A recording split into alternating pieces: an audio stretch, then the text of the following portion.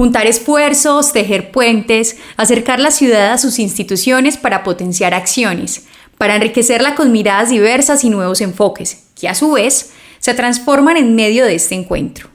Hoy, la vuelta por San Ignacio la estaremos haciendo con Rafael Aubat. Bienvenidos a este episodio en donde hablaremos sobre juntanzas por un territorio de todos.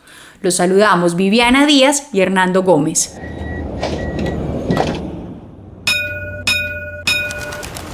Todos vamos de vuelta por San Ignacio. El podcast que cuenta historias, que colorea calles y dibuja personajes de este distrito en el centro de Medellín. De vuelta por San Ignacio, un espacio patrocinado por Grupo Argos, inversiones que transforman.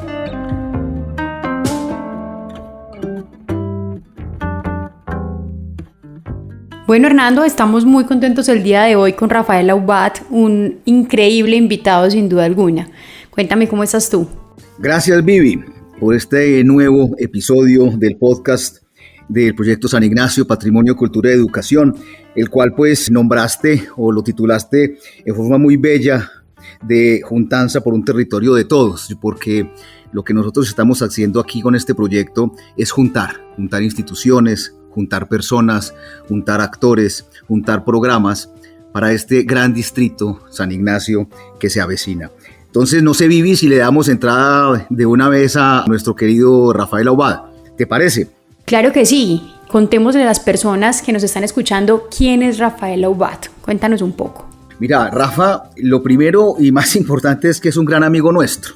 Entonces ya con eso, digamos, no solo amigo del alma a nivel personal, sino a nivel de pensamiento, porque es una persona de ciudad, una persona que se ha preocupado durante toda su vida por el país, por la ciudad, por el departamento. Fue presidente de ProAntioquia, en la cual ahora él nos podrá contar un poco de las grandes iniciativas y realizaciones que pudo liderar desde ProAntioquia, pero antes de eso, pues, él estuvo en la Universidad de Antioquia, fue rector con una rectoría muy importante para la ciudad y para el departamento. Ha sido persona de unas iniciativas tan importantes como el caso de Ruta N, Parque Explora. Tiene muchas cosas para contarnos, sobre todo cuando estamos hablando del proyecto San Ignacio, Patrimonio y Cultura y Educación, que es un proyecto que no solo está juntando, lo que ya dije, instituciones, actores, sino que está trabajando muy duro para convertirse en un distrito creativo cultural que muy próximamente lo estaremos empezando, digamos, inaugurando, lanzando. Entonces, Rafa, no hablemos más de tu introducción. ¿Cómo estás tú esta tarde? Muy bien, muy bien. Como siempre, muy emocionado cuando hay juntanzas. De manera que es interesante arrancar a conversar tomándonos un cafecito. Muy rico, Rafa. Mira, y este cafecito que nos estamos tomando, virtual en este caso, pero que muy próximamente queremos hacerlo en el territorio contigo. Yo sí quiero contarle a todos los que están con nosotros en el programa, y es que el proyecto nace de tu mano. Este proyecto fue presentado a ProAntioquia por parte del Grupo Argos hace tal vez 3 años, y tú lo cogiste como una bandera y invitaste a Confama, a la Universidad de Antioquia, y hoy en día pues tenemos este proyecto tan importante ya, digamos, materializado.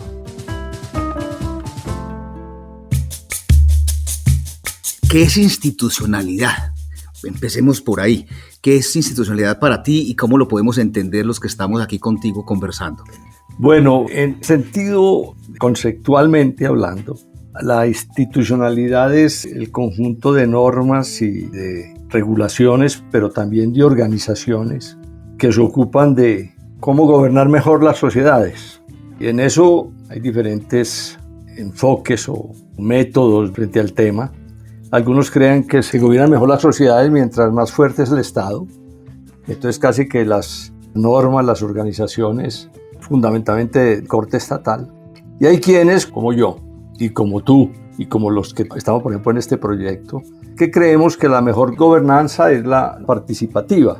Entonces, para mí, las instituciones que desde la sociedad civil consideran que deben ayudar al buen gobierno son las instituciones que me parecen el diferencial entre el carácter de las democracias participativas de las sociedades.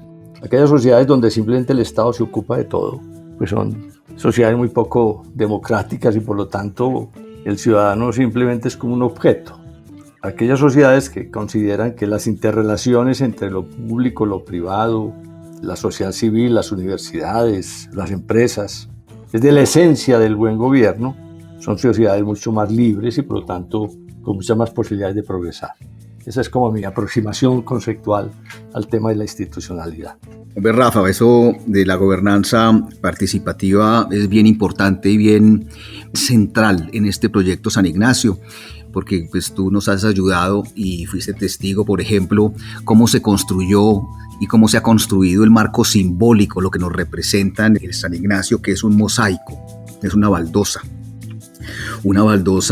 que fue construida con estudiantes, con personas que caminaban por la plaza de San Ignacio, se hizo en los parques, se hizo en los colegios y entre todos se llegó a esa baldosa que es la suma de muchos elementos. Cuando tú miras la baldosa de San Ignacio, encuentras el pincel de la pintura, encuentras las notas musicales, encuentras la máscara de la tragedia y de la comedia, encuentras el punto de encuentro que es la plaza de San Ignacio, encuentras básicamente todos los activos que tiene San Ignacio, entre ellas la diversidad. Por ejemplo, no es un solo color, tiene muchos colores y diferentes colores de baldosa en baldosa, convirtiéndose en un mosaico, digámoslo así, andaluz, que tenemos pues mucha herencia andaluza, que claro que en tu caso podría ser andaluza, pero es más de los orígenes de los andaluzos, o sea, de los moros. Entonces, cuando hablas tú de la gobernanza participativa, sí, encuentra uno cómo es mucho más valioso cuando se construye entre todos, porque se acepta más fácil y se compromete. ¿Cómo ves ese compromiso? Hablemos, por ejemplo, de los años 20. Cuando la ciudad apenas tenía tal vez unos 40.000 habitantes, si no me equivoco, y aparece una sociedad de mejoras públicas. Cuéntanos un poco esa historia de la sociedad de mejoras públicas, por qué apareció y cuál es el parecido de esa sociedad de mejoras públicas con la versión, digámoslo así, actual de un ProAntioquia. Bueno, yo recordando, dijéramos, las aproximaciones al desarrollo de la ciudad, uno siempre tiene en la memoria más o menos la evolución hasta mediados de los 60, donde uno lo que vio históricamente fue una evolución muy positiva hacia una ciudad moderna, donde la planeación urbana era parte de la esencia de cómo se pensaba la sociedad. Había un esfuerzo muy consciente de la educación cívica, o sea, había todo un equilibrio entre los gobiernos y como la participación de la ciudadanía. Una migración a nuestra ciudad de personas que tenían capacidades intelectuales, capacidades de alguna manera económicas, que venían como fruto del desarrollo del café y de la minería y que querían apostarle a un desarrollo comercial e industrial de la ciudad. Y yo creo que nos movimos mucho tiempo en ese medio, como de condiciones virtuosas, culturales, sociales, políticas, empresariales, para crecer como sociedad. Y ahí surgió el interés, que era como un interés cívico, casi que natural, era parte del equilibrio del desarrollo de la ciudad, el interés de que nos ocupáramos los ciudadanos también del mejoramiento de la calidad de vida de la ciudad.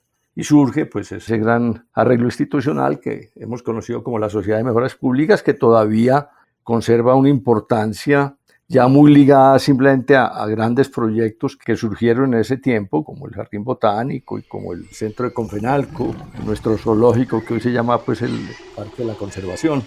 Pero hubo necesidad en los años 70 y se nos fue hasta los años 90, 2000, como que entró en crisis ese tema de mirar simplemente el interés por la calidad de vida de la ciudad, porque todos estos equilibrios entre todas estas fuerzas se nos rompieron y ya las migraciones eran con muchas limitaciones en términos de capacidades, aparecieron las invasiones, aparecieron los gobiernos clientelistas que no los conocíamos hasta los años 60 y 70, el desarrollo industrial como que empezó con algunas dificultades y apareció una cosa que todavía nos sigue haciendo enorme daño, la economía ilegal, y tuvimos entre 1970 y 1985 una especie de crisis enfermiza en todas estas condiciones o estos actores del progreso y se nos perdió la gobernanza de la ciudad.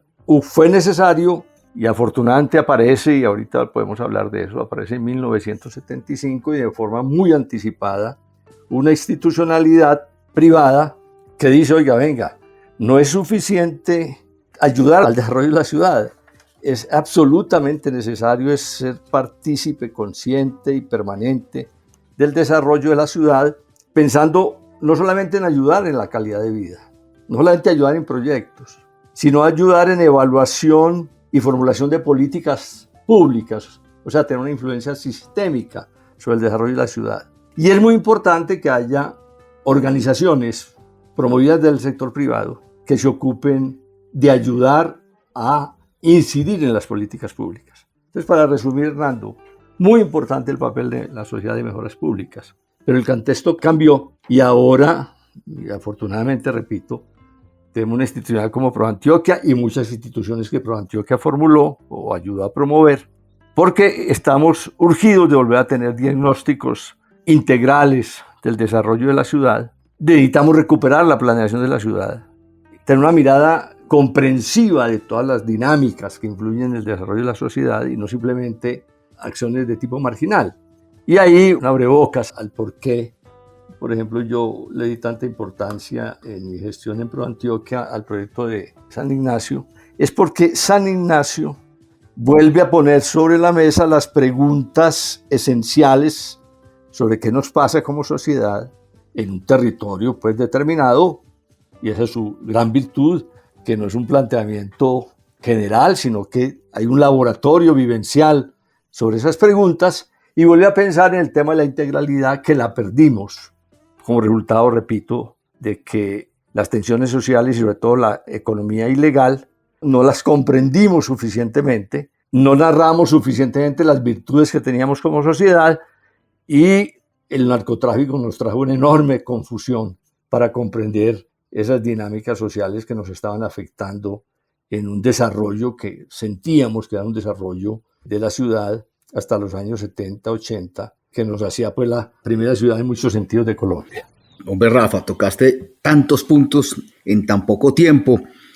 Tocas la palabra que me gusta mucho, intervención integral, que yo creo que más tarde podemos entrar un poco más a fondo, porque precisamente el proyecto San Ignacio, contigo a la cabeza, cuando iniciamos, trataba de influir no solo en el hábitat físico, la transformación física del hábitat, y no es la transformación en sí misma, sino que es dar las condiciones dignas de habitabilidad de un territorio, sino que también implicaba políticas sociales y contenido cultural, patrimonial, educativo. Ahorita quisiera que entráramos en esos temas, pero antes de eso mencionaste la ciudad que queremos, ¿cierto? Me haces acordar de dos cosas muy importantes.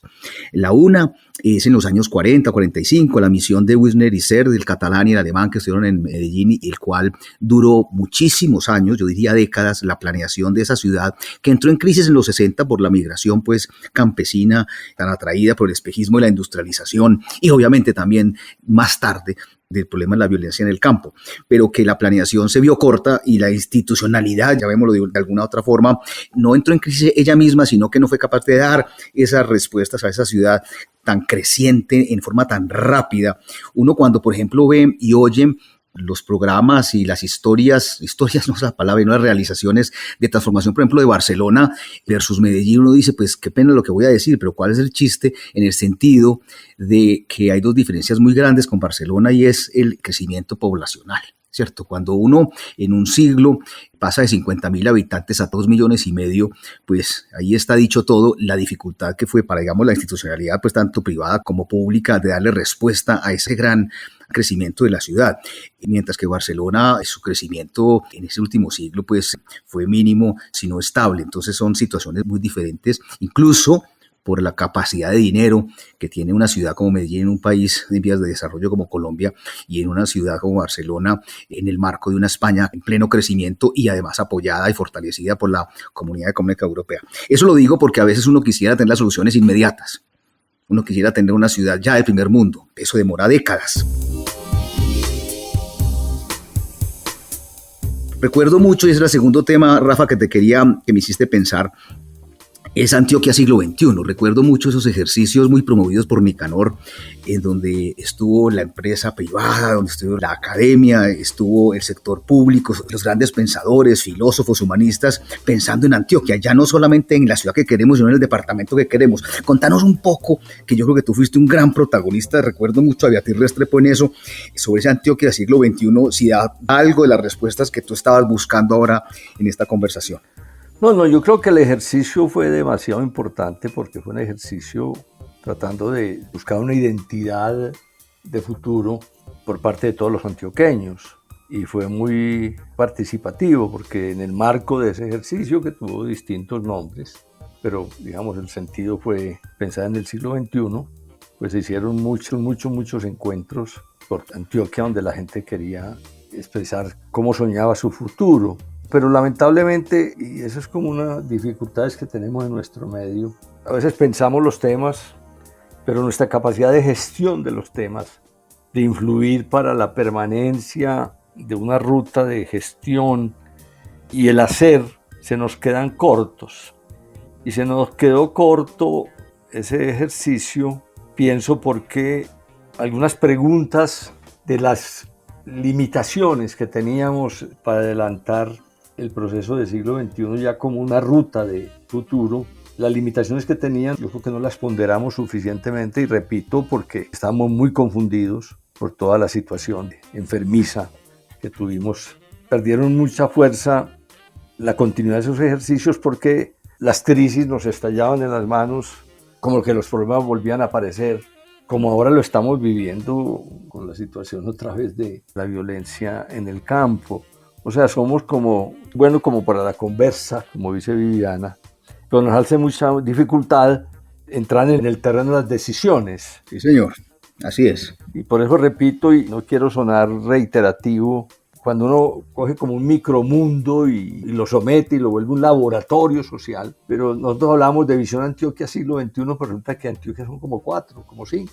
Entonces, tal vez no le dimos la suficiente ponderación y la apropiación a los territorios, porque seguimos pensando como en toda Antioquia, y habrá oportunidad de hablar de otras formas de organización territorial, a ver si la gente como que logra sus límites naturales, culturales, y por lo menos trabajamos desde abajo, no desde arriba, trabajar en los objetivos de desarrollo sostenible de Urabá, en los objetivos de desarrollo sostenible del suroeste, en los objetivos de desarrollo sostenible del nordeste, y nos vamos aproximando más a unas Antioquias y no a una Antioquia.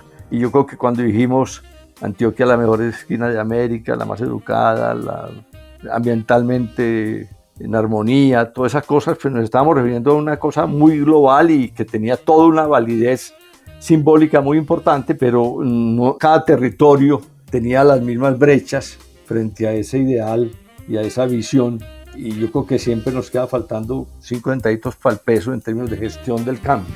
No hacemos la gestión del cambio. Cuéntanos un poco qué es eso de la pedagogía del afecto. Sí, yo creo que cuando se hacen ejercicios de transformación, de perspectiva, de cambio, generalmente se llegan como con metodologías muy estructuradas en todo sentido, pues como metodologías de hay que hacer un diagnóstico, pero a uno se le olvida que si vamos a hacer ejercicios de cambio, pues hay que hacer muchos ejercicios con los grupos de interés para que el cambio se curse, no para que el cambio simplemente se formule, sino para que el cambio curse, tenga densidad, sino que tenga fluidez. Y se nos olvida como arrancar hablando con la gente. Entonces, en otro proyecto muy lindo que yo tuve la oportunidad de promover en ProAntioquia, que llamaba Antioquia Sostenible, y que la gente dijera, bueno, pero todos esos objetivos son muy importantes, pero venga, empecemos por aquellos que se vuelven como los fundamentales para yo no poder vivir en esta región donde estoy o en este municipio. Yo les dije, ¿por qué no le pedíamos a la gente que nos dijera, oiga, venga, ¿cuáles son las 5 cosas de su municipio, de su vereda, donde hacíamos el ejercicio, donde tocara? Estas son las 5 cosas que me hacen orgulloso de estar aquí o de vivir aquí. ¿Y cuáles son las 5 cosas que usted dice, no, esto no puede seguir? Y de esas cosas que a usted le gustan, ¿cómo las ve? ¿Las ve en peligro? ¿Las ve que se pueden mantener o se están perdiendo? ¿Y cuáles son aquellas cosas que usted no quisiera que existieran, pero que usted ve que siguen y por qué siguen? Y a cada uno le pedíamos, a cada persona que escribiera eso y después se conversara con el vecino ahí de su ejercicio, y después ese vecino con los de la localidad, y después con los de la región.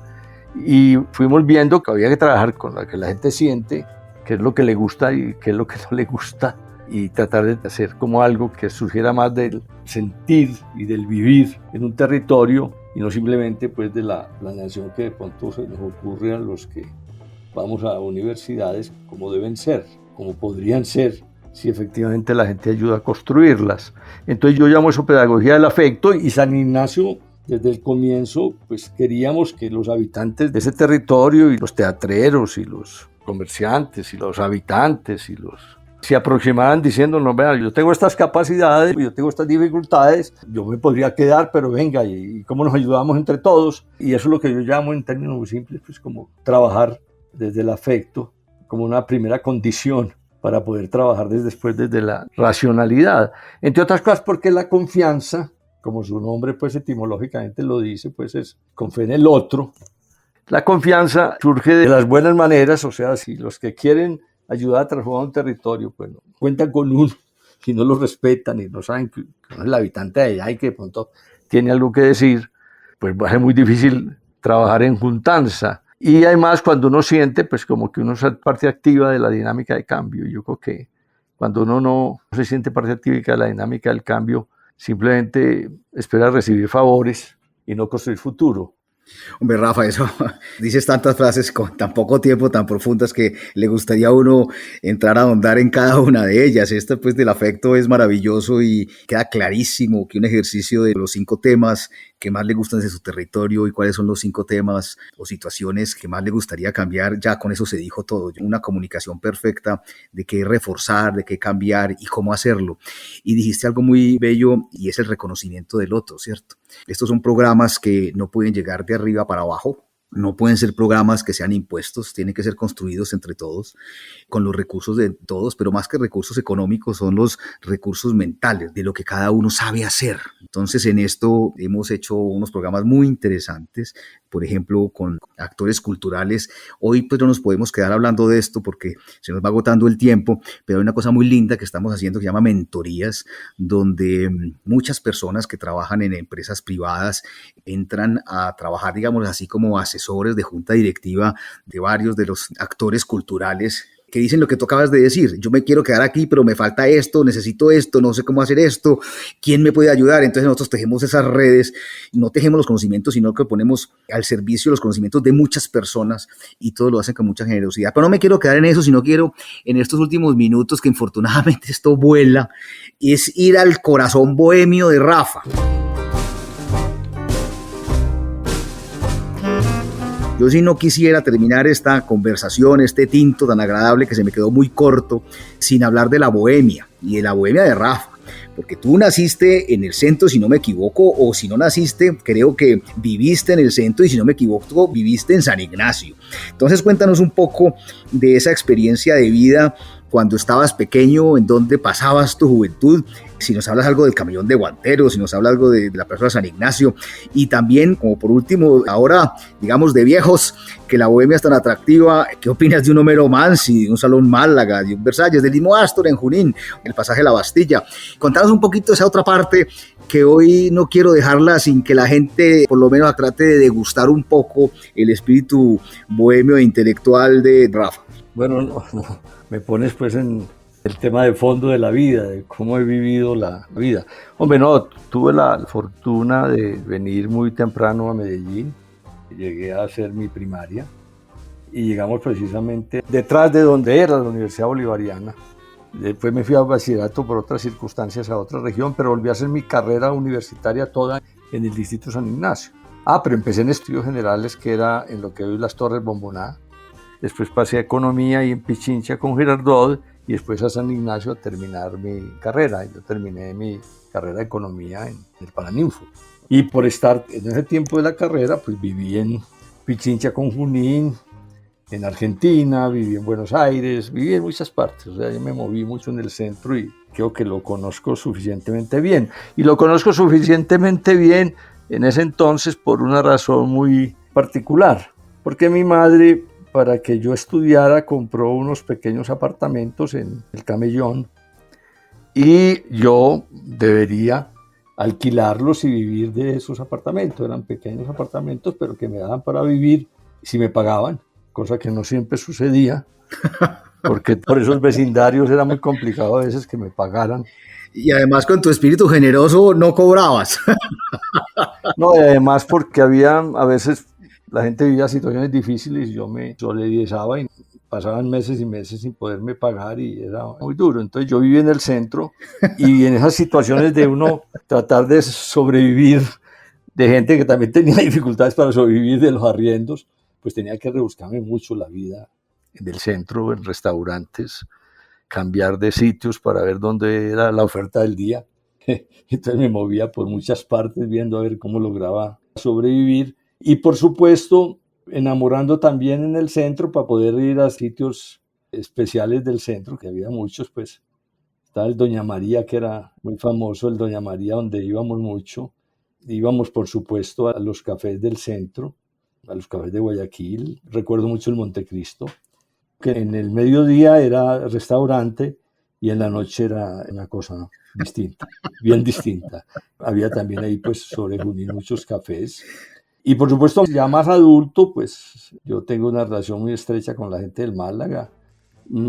El Homero Manzi, pues desde siempre me gustaba y lo he frecuentado mucho, entre otras cosas porque el aguardiente era con manguito verde criollo y eso era sensacional. Yo tengo una tertulia hace 40 años casi de gente que todos los viernes nos reuníamos en el Patio del Tango en Barrio Antioquia, lamentablemente cerró, y ahí oíamos tangos. Pues el Astor era parte del enamoramiento de uno caminar sobre Junín, que le tomaban las fotografías, donde el señor Nieto en el Versalles, pues con sus famosas empanadas. Yo viví también entre Caracas y Maracaibo, y entonces también el Parque Bolívar era parte como esencial de la vida. No, yo tengo pues una sintonía muy especial con el centro.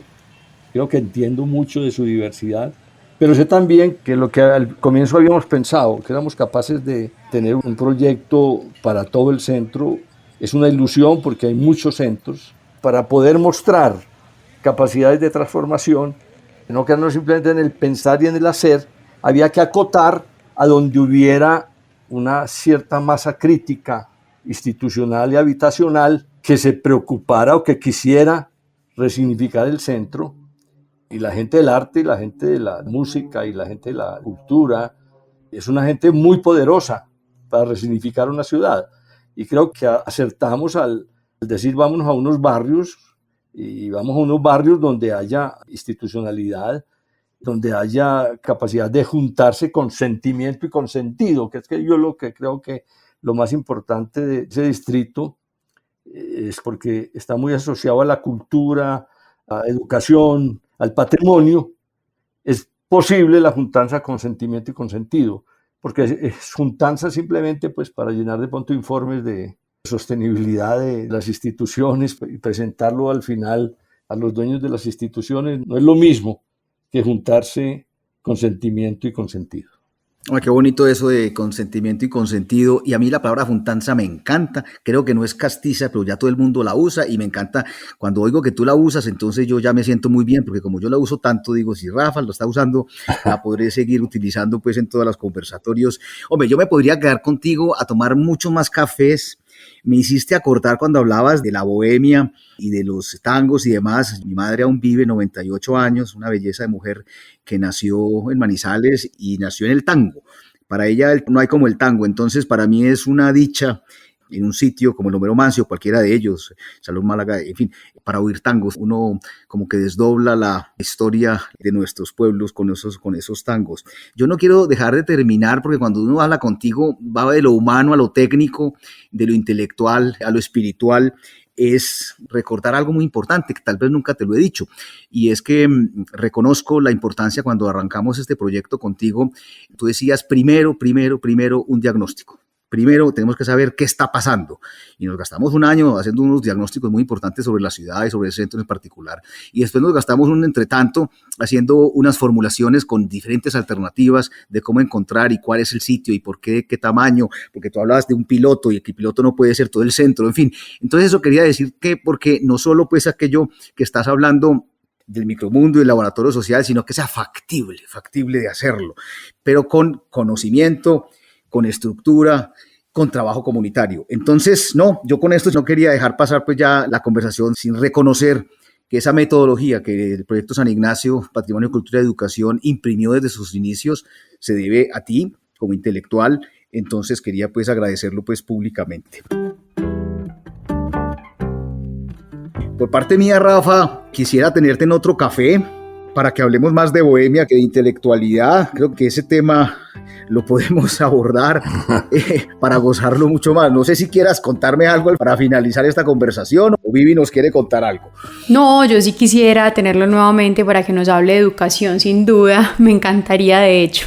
En primer lugar, muchas gracias. Es muy rico hablar desde lo más conceptual, más global, más general, a lo más vivencial, pues porque la vida es como una especie de oleaje. Entonces uno tiene que ir, volver. La vida es como una especie de creación constante. Pero sin duda yo escribí, cuando creía que ya estábamos saliendo de la pandemia, que había que pensar en nuevos actores de primera línea, que primera línea significa pues los que se enfrentan, permanentemente están defendiendo algo, sino primera línea en el sentido de masas críticas que de manera organizada y por su responsabilidad que tienen en la sociedad, son como los que reflejan la esperanza de que estas cosas las podamos superar y que esta sociedad pueda mejorar. Y yo decía que para mí la primera línea ahora era la educación, o los educadores mejor, y las instituciones educativas y las empresas. Que llegó el momento en que esos son las que pueden recuperar la esperanza de que salgamos de esto. Para mí son las empresas y las universidades. Entonces sí sería interesante un conversatorio sobre el papel de las universidades, y ahí podríamos volver a San Ignacio para hablar pues de la Universidad de Antioquia y San Ignacio, y el papel de las empresas, y ahí podríamos hablar del papel que están jugando las empresas en San Ignacio, pero también el papel de las empresas. Y creo que sería interesante en esta idea de construir y de juntanzas, que empecemos a hablar de todos los que están en San Ignacio, pero que también necesitamos que estén en la sociedad toda entera, y hablar de Confama, por supuesto. Entre otra cosa, porque no olviden que Confama es un arreglo promovida por el sector empresarial en los años 54. Y yo creo que ahondar un poco por qué es importante Confama, cuál es como la capacidad que tiene de ayudar a las transformaciones, por qué es importante las empresas, por qué es importante las universidades, sería una conversación muy interesante y muy pertinente. Vivi, como ves, pues tenemos una deuda con los que nos están oyendo de volver a invitar a Rafa a otro café, y en este caso para hablar lo que él nos está planteando y tú nos estás planteando es de educación y de instituciones educativas y las empresas para estos temas. No quiero quedarme sin puntualizar con esa idea de que la primera línea son las instituciones educativas. Eso es sumamente poderoso. Es una idea muy bella, y pues yo también estoy convencida de que la educación es la mejor manera de construir sociedad. Entonces creo que definitivamente hay muchísimos temas por hablar aquí todavía con Rafael. Muchas gracias por acompañarnos en este episodio. Vivi, mil gracias a ti. Rafa, mil gracias. Entonces quedamos en que nos tomamos otro café muy próximamente. Por supuesto. Un abrazo a todos. Gracias, Rafa. Bueno, así, soñándonos una democracia participativa, una sociedad construida con todas las manos, y desde este laboratorio social que es San Ignacio nos despedimos, agradeciéndole a Rafael Aubat por su conversa con nosotros, por proponernos y estar convencido de que San Ignacio debe tejerse desde la pedagogía del afecto, desde la confianza y desde los propios habitantes. Gracias también a todos ustedes que nos acompañaron en este episodio de Vuelta por San Ignacio. Los invitamos a compartirlo y a escucharlo en Spotify, Apple Podcast y YouTube, y a seguirnos en nuestras redes sociales como Distrito San Ignacio. No olviden consultar nuestra agenda cultural en www.distritosanignacio.com.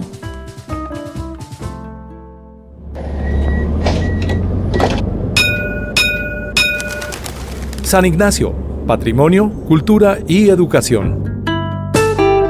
Un proyecto impulsado por Grupo Argos, Confama, Pro Antioquia, Universidad de Antioquia y Alcaldía de Medellín. De vuelta muy pronto.